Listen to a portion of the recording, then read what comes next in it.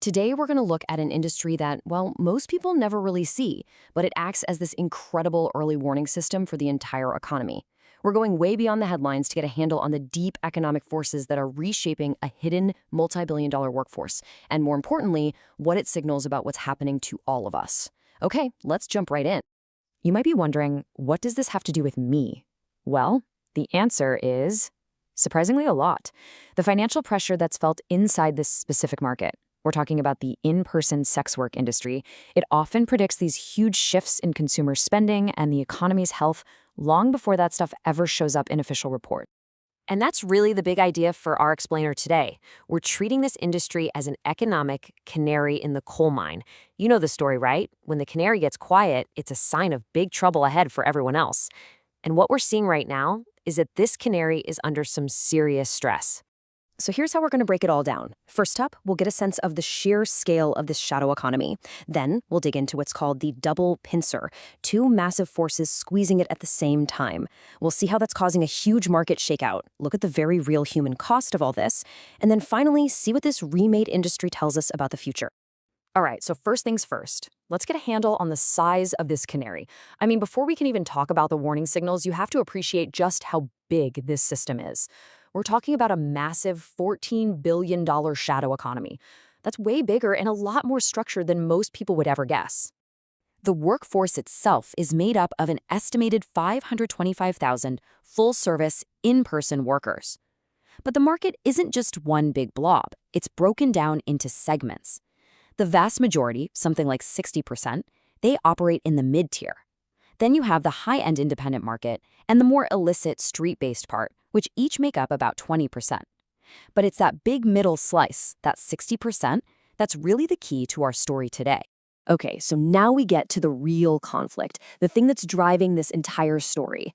This whole workforce is getting slammed by what the source material calls a double pincer. It's two incredibly powerful and really different economic forces hitting at the exact same time. You've got crushing inflation on one side and the sudden explosion of artificial intelligence on the other. Now, the first pincer is something we all feel in our bones. Since 2020, the real purchasing power of the average person has dropped by about 25%.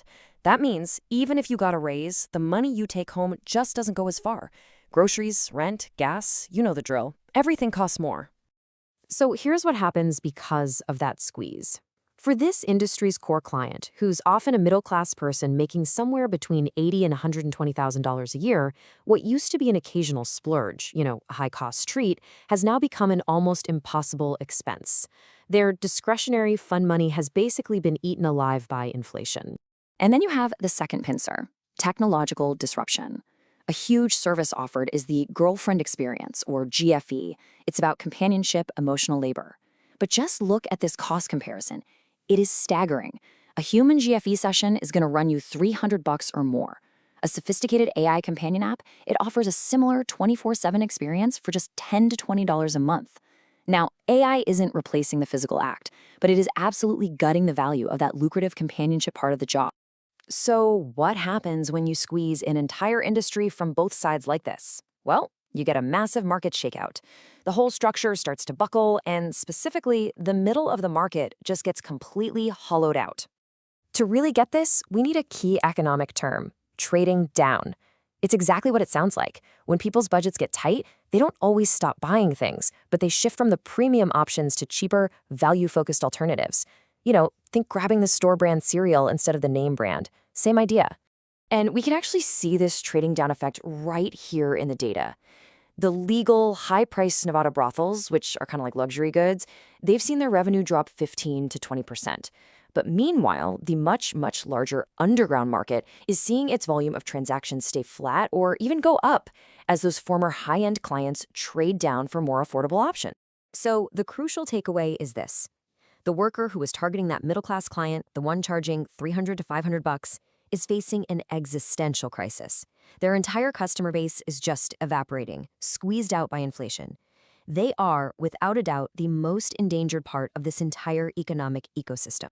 And that economic pressure, it has a very real and, frankly, a very dangerous human cost. When a market shrinks this violently, it creates desperation.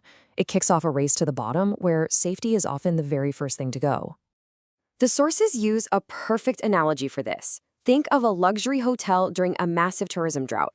When it's busy, the hotel sets all the rules.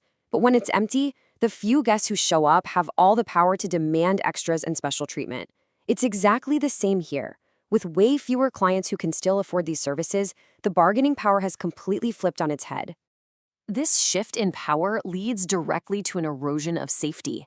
Clients are using their new power to demand riskier services, and providers feel this immense pressure to agree just to get a booking.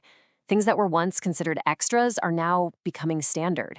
And as workers can no longer afford safe private spaces for themselves, they're forced into much riskier outcalls at client locations. The financial collapse for so many has been absolutely staggering.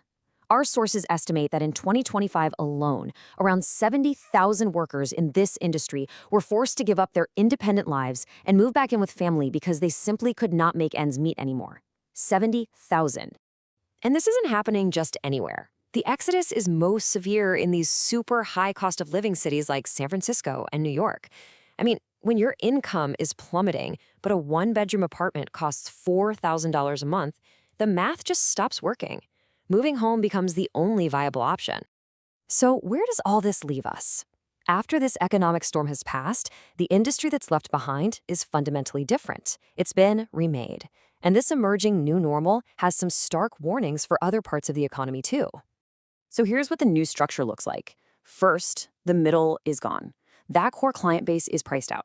Second, the market is polarized. It's split into two extremes. Only two groups can consistently survive now: those who serve the ultra-wealthy top 1%, and those at the high-volume, low-cost end of the market.